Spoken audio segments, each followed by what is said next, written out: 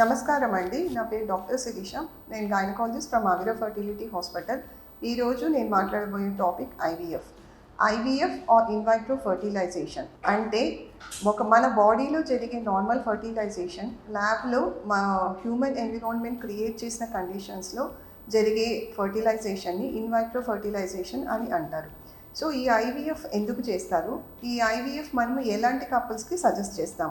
వాటి గురించి ఈరోజు తెలుసుకుందామండి.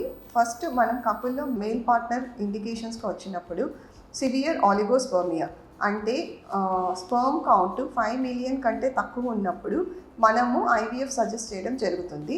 అలాగే ఉండేసేసి కౌంట్తో పాటు క్వాలిటీ కూడా బాగా తగ్గినప్పుడు అంటే అస్థినోస్పర్మియా అంటే కౌంట్ అంటే స్పర్మ్ కదలికలు బాగా తగ్గినప్పుడు కూడా మనము ఐవీఎఫ్ సజెస్ట్ చేయడం జరుగుతుంది. సో మనము దీనికంటే ఒక చిన్న ట్రీట్మెంట్ ఐయుఐ గురించి మాట్లాడుకున్నప్పుడు టూ కండిషన్స్ షుడ్ సాటిస్ఫై. అందులో ఉండేసేసి స్పర్మ్ మొటిలిటీ అంటే స్పర్మ్ మూమెంట్ అనేది వెళ్ళగలిగినప్పుడే మనము ఐయుఐ సజెస్ట్ చేస్తాము. అలాగే ట్యూబల్ ఫ్యాక్టర్ అంటే ట్యూబ్స్ అంటే ఇప్పుడు ఇది చూడగలిగినట్లయితే ఇది స్త్రీ గర్భాశయము, ఇవి ట్యూబ్స్ అండి. అంటే ఇవి ఇక్కడ 2 ఓవరీస్, ఇవి 2 ట్యూబ్స్. ఇక్కడ బిగిన్ అయిన ఎగ్స్ని ఈ ట్యూబ్స్ పికప్ చేసుకొని ఇక్కడ తీసుకెళ్ళగలగాలి. అంటే ఈ ట్యూబల్ ఫ్యాక్టర్ అనేది మంచిగా ఉన్నప్పుడు, స్పర్మ్ మొటిలిటీ అనేది మంచిగా ఉన్నప్పుడే మనము ఐయుఐ సజెస్ట్ చేస్తాం. సో ఈ 2 ఫ్యాక్టర్స్ ఉండేసేసి ప్రాబ్లమాటిక్ ఉన్నప్పుడు మనము ఐవీఎఫ్కి సజెస్ట్ చేస్తాం. అంటే ఈ ట్యూబ్ అనేది మనకి ఉండేసేసి ఫంక్షనల్గా డిస్టర్బెన్స్ ఉన్నా కానీ, అనటామికల్గా డిస్టర్బెన్స్ ఉన్నా కానీ, స్పర్మ్ మూమెంట్ అనేది కదలికలు అనేది బాగా తగ్గినప్పుడు సో డెఫినెట్గా they have to go for that couple has to go for IVF. So ఈ 2 ఫ్యాక్టర్స్ అనేది చాలా చాలా ముఖ్యమండి ఫర్ ఐవీఎఫ్. సో ఇలాంటివి సో ఫస్ట్ ఉండేసేసి severe oligospermia and asthenospermia at the same time conjugation అంటే severe oligo astheno teratozoospermia. So ఇలాంటి combinations ఉన్నప్పుడు డెఫినెట్గా the candidate is for IVF.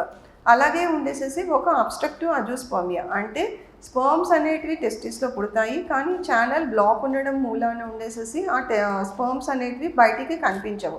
So టెస్టిస్లో sperms ఉండడం మూలాన బట్టి స్పర్మ్స్ని బయటికి తీసి అలాగే ఉండేసేసి వాళ్ళ ఫీమేల్ పార్ట్నర్ ఎగ్స్ బయటికి తీసి ఐవీఎఫ్ అనేది చేయాల్సి వస్తుంది. ఇవి కొన్ని ముఖ్యమైన కండిషన్స్ మేల్ పార్ట్నర్కి. అలాగే ఫీమేల్ పార్ట్నర్కి వస్తే మోడరేట్ టు సివియర్ పీసీఓఎస్ అంటే పీసీఓఎస్లో ఉండేసేసి ఎగ్ కౌంట్ బాగున్నా కానీ ఇమ్మెచ్యూర్ ఫాలికల్స్ ఎక్కువ ఉండడం అంటే మెచ్యూర్ ఎగ్స్ అనేటివి మెచ్యూర్ ఎగ్ ఫార్మేషన్ ప్రాబ్లం ఉంటుంది కాబట్టి సో వాటి మెచ్యూర్ ఎగ్స్తోనే మనం ఉండేసేసి స్పర్మ్ని కలపాల్సి వస్తుంది. సో ఇమ్మెచ్యూర్ ఎగ్స్ ఉండేసి ఫర్టిలైజేషన్కి పనికిరావు. సో అందుకని మనం కంపల్సరీగా వాళ్ళకి ఫస్ట్ ఐయుఐస్ ట్రై చేస్తాము. ఐయుఐ ఫెయిల్యూర్ అయితే రిపీటెడ్ ఐయుఐ ఫెయిల్యూర్స్ ఉన్నప్పుడు next option is IVF.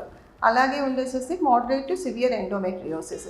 So ఈ ఎండోమెట్రియోసిస్లో ఉండేసి మనకి ట్యూబల్ ఫంక్షనాలిటీ అనేది బాగా డిమినిష్డ్ ఉంటుంది. అట్ ద సేమ్ టైం ఉండేసి ఎగ్ క్వాలిటీ కూడా బాగా తక్కువ ఉంటుంది. సో ఇలాంటప్పుడు డెఫినెట్గా they have to go for if they don't conceive with IUI they have to go for IVF. అలాగే ఉండేసేసి నెక్స్ట్ మోస్ట్ ఇంపార్టెంట్ ఫ్యాక్టర్ ఈ విల్ బి ద పిఐడి అంటే pelvic inflammatory disease. Pelvic inflammatory డిసీజ్కి ఒక most common కారణం ఉండేసి sexually transmitted diseases. So ఇప్పుడు generation చూస్తుంటే చాలామంది ఉండేసేసి టీనేజర్స్ ఉండేసి they started intervening with very early age. So at the same time they have the multiple partners. So and they are not going for the safer practices intervention practices. So ఇట్లాంటి problems ఉన్న వాళ్ళలో STDs అనేవి చాలా హైగా చూస్తున్నాం. So ఈ STDs అనేది when it goes and infects the ovary where the site of production is the eggs. So అలాంటప్పుడు వాళ్ళకు ఉండేసేసి ఈ ఊఫోరైటిస్ వల్ల ఎగ్ కౌంట్ ఎగ్ క్వాలిటీ 2 తగ్గిపోవడం జరుగుతుంది. At the same time tubal damage కూడా జరుగుతుంది. సో ఇలాంటి కండిషన్లో ఉండేసి they have to go for IVF.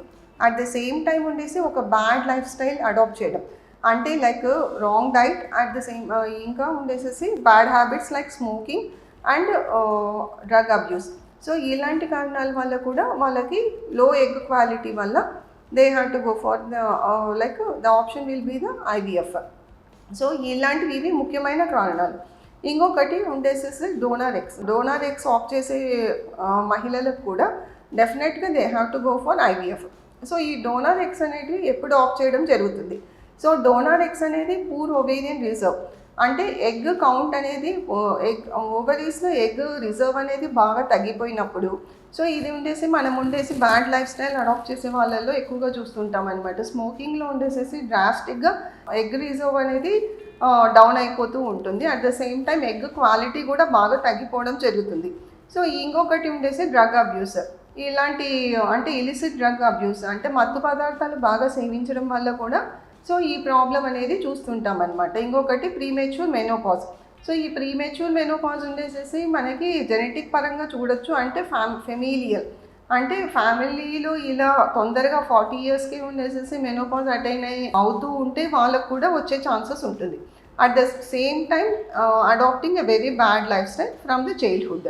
So ఇవి రెండు, అంటే లైక్ ల్యాక్ ఆఫ్ న్యూట్రిషన్, చిన్నప్పటి నుంచి కూడా రాంగ్ డైట్తో, అంటే న్యూట్రిషన్ తక్కువ ఉన్న ఆహారం తీసుకోవడము, తర్వాత ఒక బ్యాడ్ లైఫ్ స్టైల్కి, అంటే like wrong habits like smoking కానీ, ఎక్కువ ఆల్కహాల్ తీసుకోవడం కానీ, తర్వాత ఎక్కువ మత్తు పదార్థాలు సేవించడం కానీ, ఇంకొకటి ఎక్సెసివ్ మెంటల్ స్ట్రెస్ ఉండడం కానీ, సో ఇలాంటివి ఉంటే డెఫినెట్గా ఉండేసేసి ఎగ్ కౌంట్ అనేది డ్రాస్టిక్గా మనము 35 yearsకి పడిపోవడం చూస్తుంటాము. అట్ ద సేమ్ టైం లో క్వాలిటీ ఆఫ్ ఎగ్స్ అనేటివి చూస్తాం. సో ఇలాంటి వాళ్ళకి ఉండేసి డోనార్ ఎగ్స్ తప్ప వేరే ఆప్షన్ ఉండదండి. సో ఇది బాగా గుర్తుంచుకోవాల్సిన విషయం. సో ఇంకొకటి ఏంటి అంటే, సో ఇలాంటి ఐవీఎఫ్ ప్రొసీజర్ అనేది ఎలా చేస్తాం? ఐవీఎఫ్ ప్రొసీజర్ అనేది మనము Day 2 ఆఫ్ సైకిల్ నుంచి చేస్తామండి. సో Day 2 నుంచి స్టార్ట్ చేసి అరౌండ్ 10 to 12 days ఉండేసేసి depending upon the patient age కానీ, పేషెంట్ రీప్రొడక్టివ్ స్టేటస్ కానీ, రీప్రొడక్టివ్ హెల్త్ మీద కానీ, సో వాళ్ళ రెస్పాన్స్, బాడీ రెస్పాన్స్ మీద కానీ మనము 10 to 12 days ఉండేసి ఇంజెక్షన్స్ ఇవ్వడం జరుగుతుంది. సో ఈ ఇంజెక్షన్స్ ఇచ్చేటప్పుడు సో హార్మోన్స్ వాళ్ళకి మనము చెక్ చేస్తూ, అంటే లైక్ ప్రతిరోజు ఉండి మనము ఎగ్ ఎలా బాడీ రెస్పాండ్ అవుతుంది అని మనం స్కానింగ్ ద్వారా ఉండేసి ఎగ్ పెరుగుదల చెక్ చేస్తూ, అలాగే ఉండేసేసి ఎవ్రీ 3 days or 4 daysకి ఉండేసేసి హార్మోన్ లెవెల్స్ కూడా చెక్ చేస్తూ మనము ఇంజెక్షన్స్ జాగ్రత్తగా ఇవ్వడం జరుగుతుంది.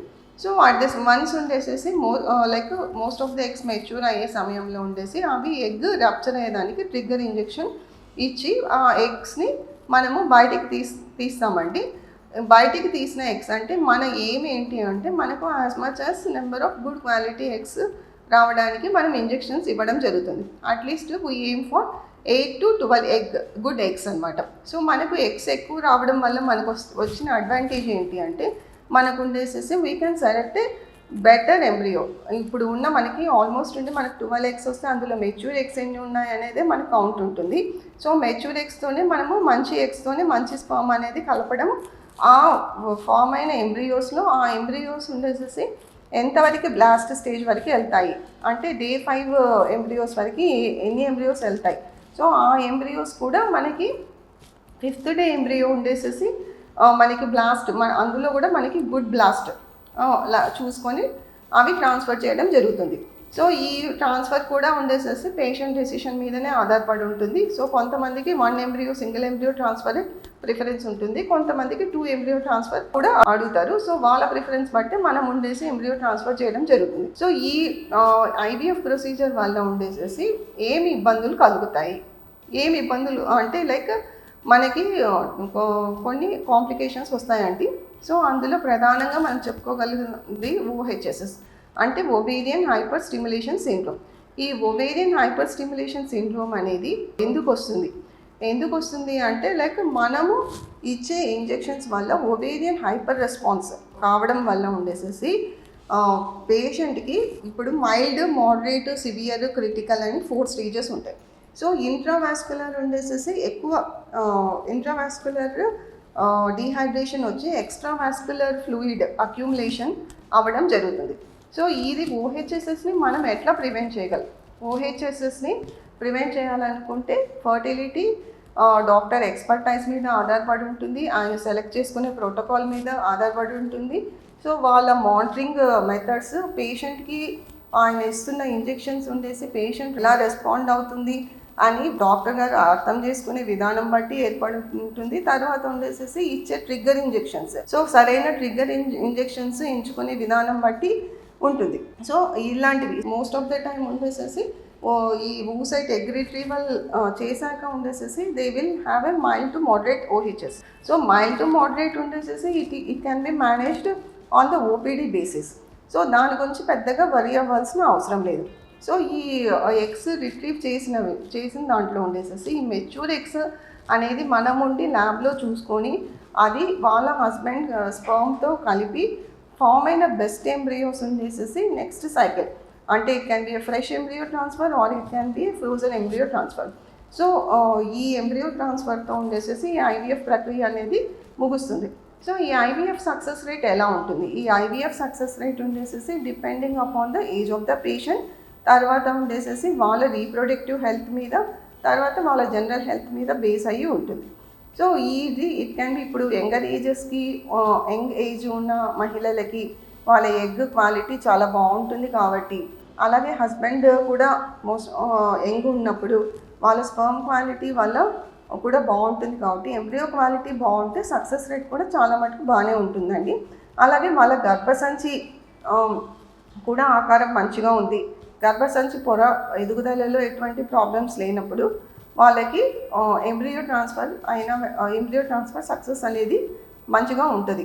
అలాగే ఉండేసేసి ఇప్పుడు కొంతమందికి అంటే ఇప్పుడు 40 సంవత్సరాలు దాటిన మహిళలకి ఎగ్ క్వాలిటీ అనేది డెఫినెట్గా తగ్గుతుంది. 20 సంవత్సరాలతో కంపేర్ చేసుకుంటే 40 సంవత్సరాలకి ఎగ్ క్వాలిటీ తగ్గుతుంది.